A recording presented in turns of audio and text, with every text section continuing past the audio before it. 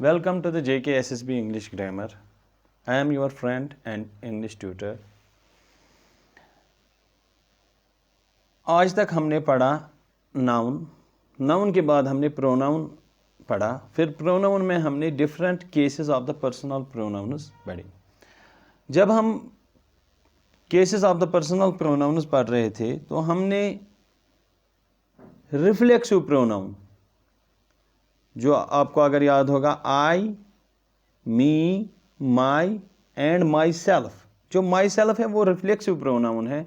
वो हम तब इस्तेमाल करते हैं एज ऑब्जेक्ट, वो इस्तेमाल होता है सेंटेंस में, और तब इस्तेमाल करते हैं जब हम खुद ही काम करने वाले, यानी कि जब सब्जेक्ट एंड ऑब्जेक्ट एक ही शख्स होता है, फिर ऑब्जेक्ट की जगह हम रिफ्लेक्सिव प्रोनाउन यूज़ करते हैं।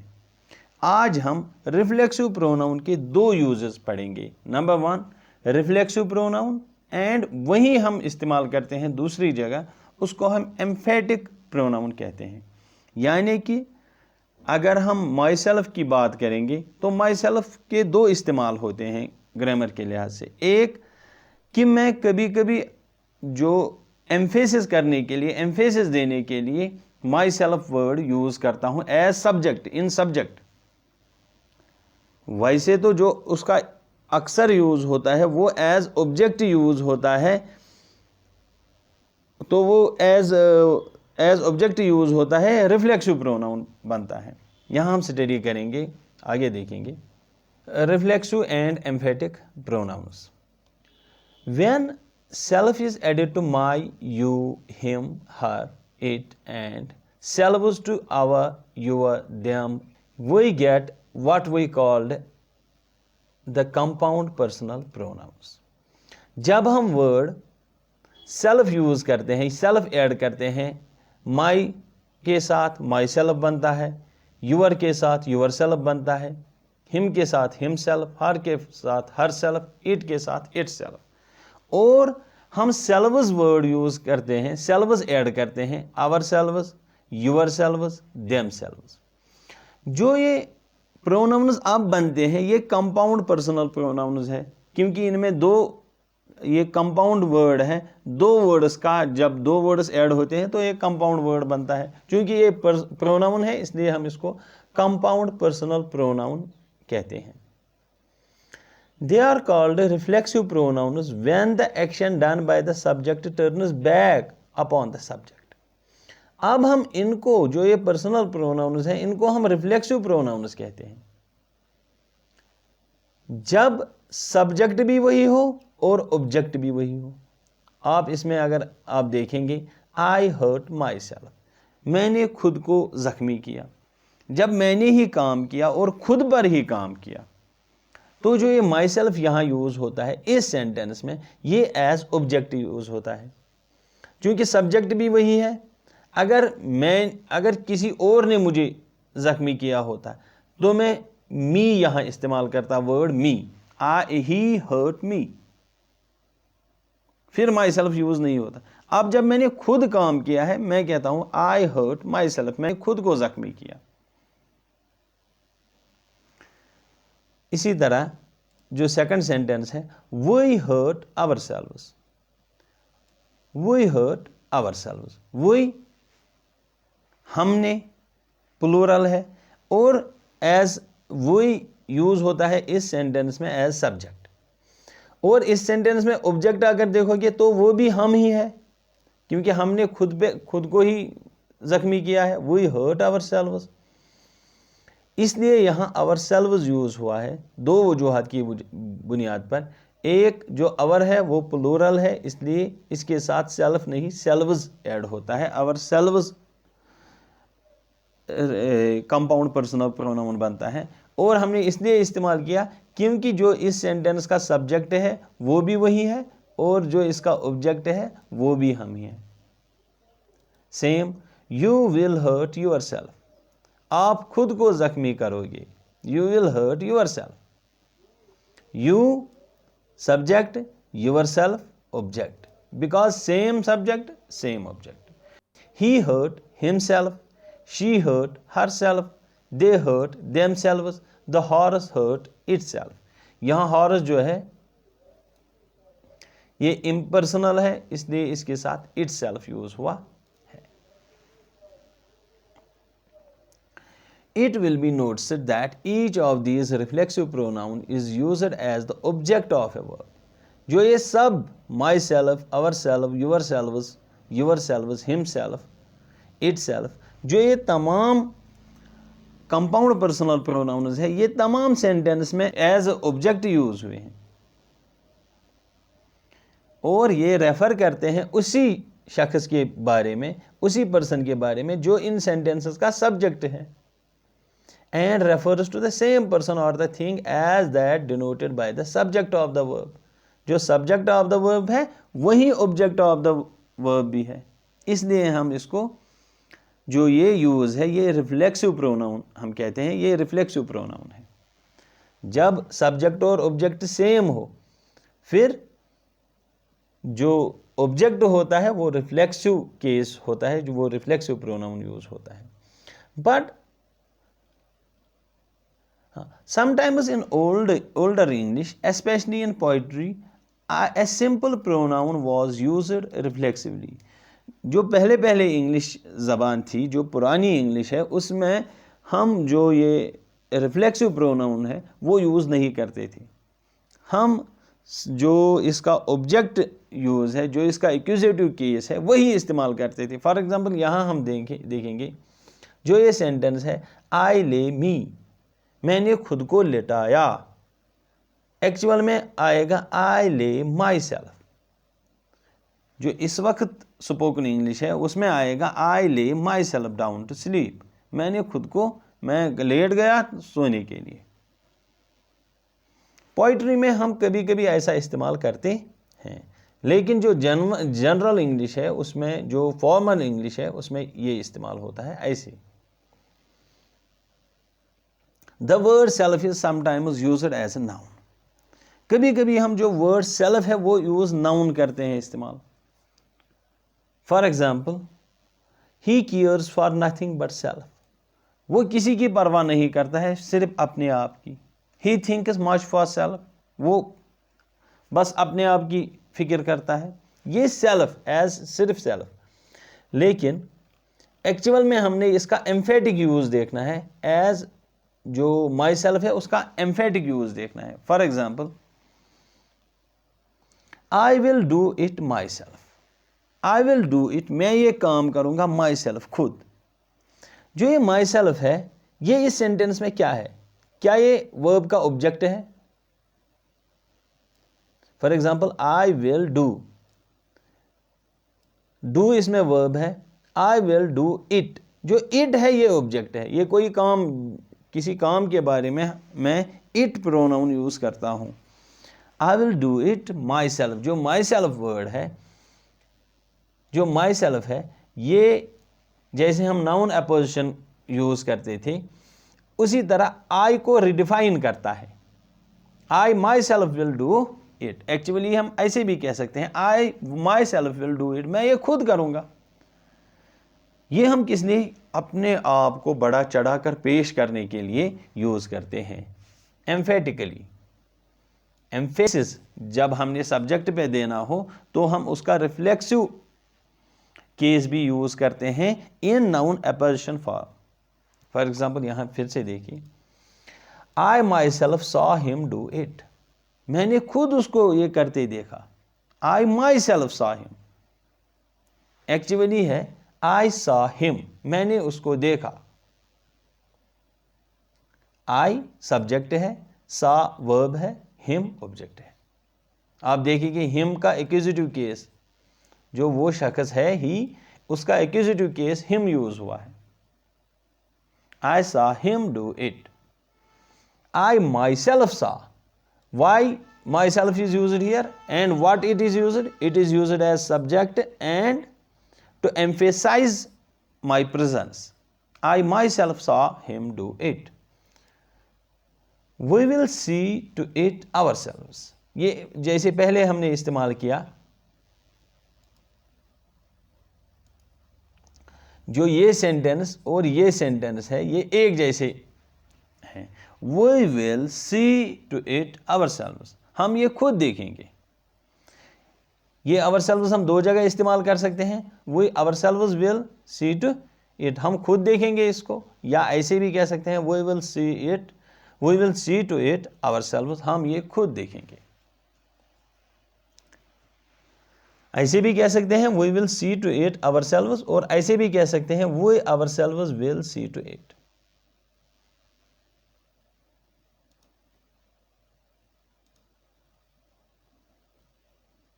You yourself can explain best.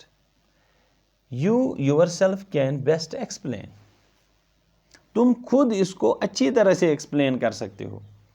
You yourself. He himself said so. उसने खुद ऐसे कहा। एक्चुअल में he said so, उसने ऐसा कहा। He himself said so, इस प्रोनाउन को एम्फेसाइज करने के लिए हम हिमसेल्फ यूज करते हैं। She herself says so, she herself says so, वो खुद ऐसा कहा करती है। And it was told so by the teacher himself, ऐसा तो उस्ताद ने खुद कहा।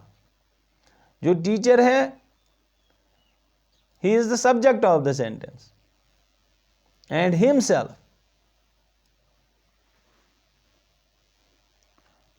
we saw Prime Minister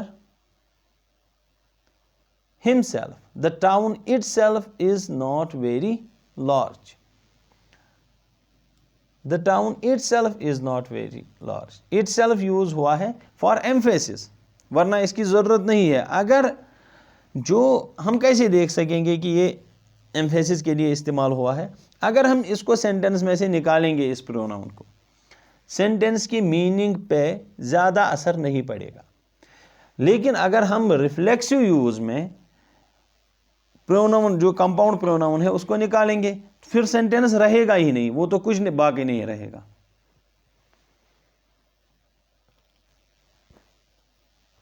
It will be seen that here compound personal pronouns are used for the sake of emphasis. जो ये they themselves admitted their guilt, उन्होंने खुद they admitted their guilt, हाँ, उन्होंने अपना जो गुनाह है वो कबूल किया। they themselves, उन्होंने खुद तस्लीम किया। they themselves admitted their guilt. अब हम इस एक्सरसाइज में कुछ सेंटेंसेस देखेंगे।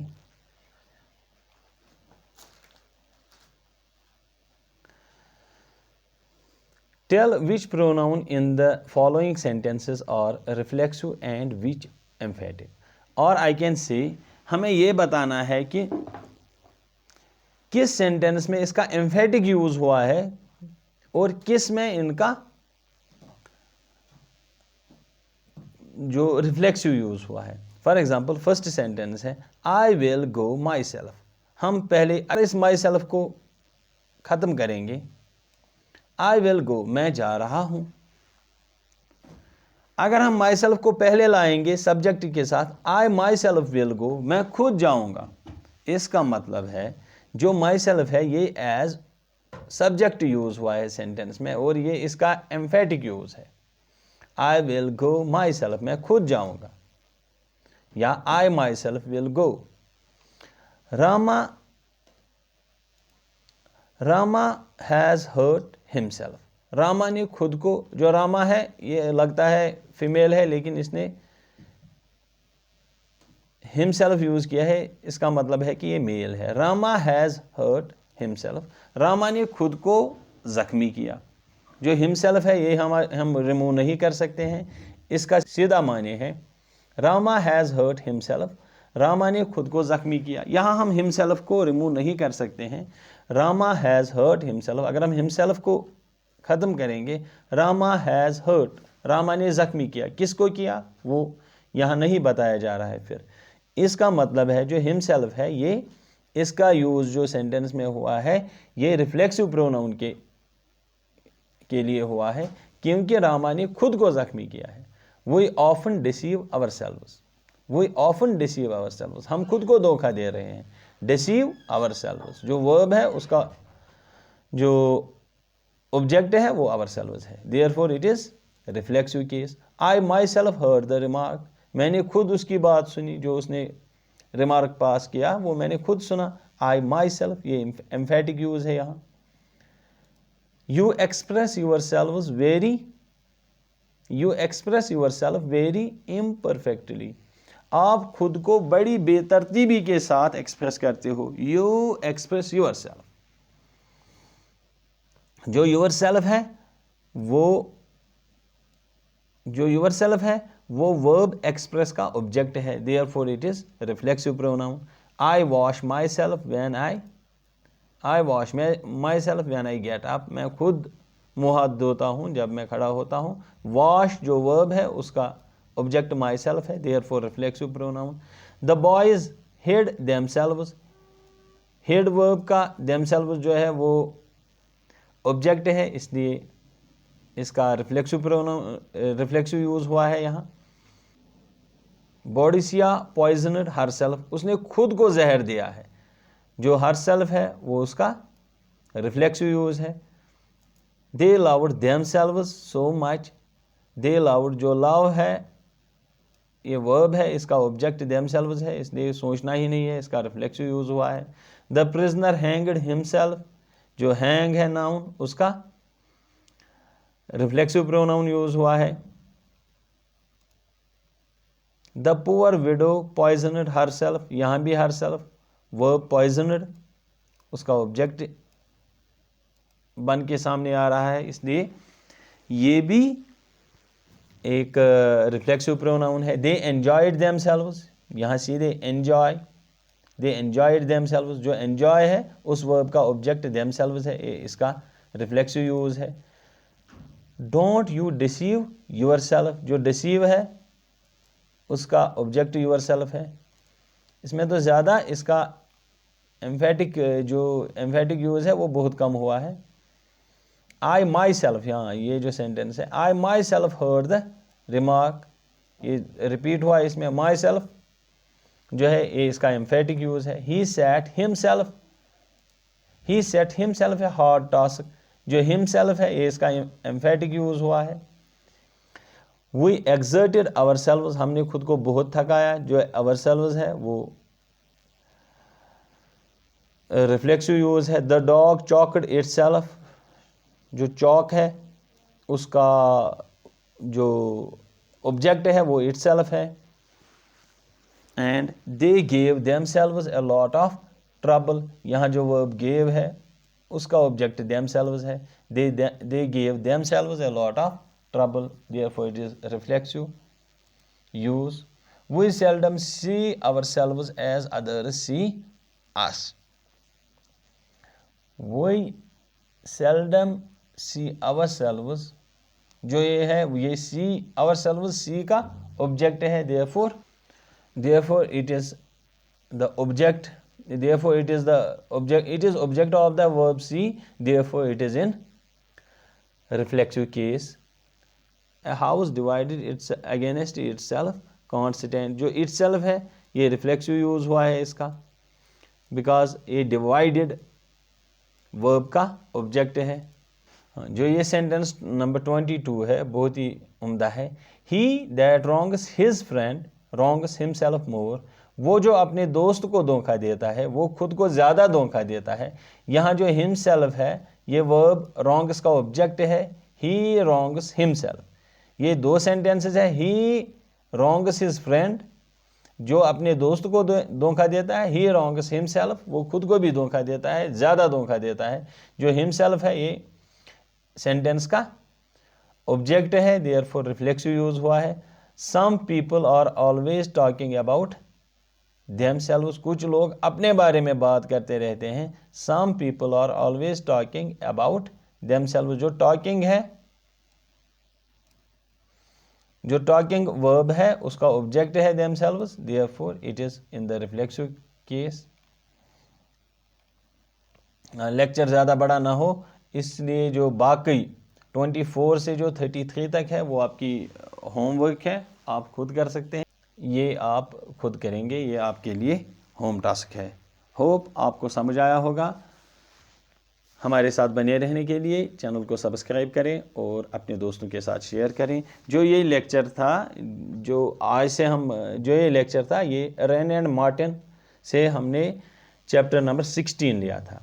कल इंशाल्लाह चैप्टर नंबर 17 या शाम को चैप्टर नंबर 17 इंशाल्लाह हम अपलोड करेंगे। हमारे साथ रहने के लिए शुक्रिया। Thank you.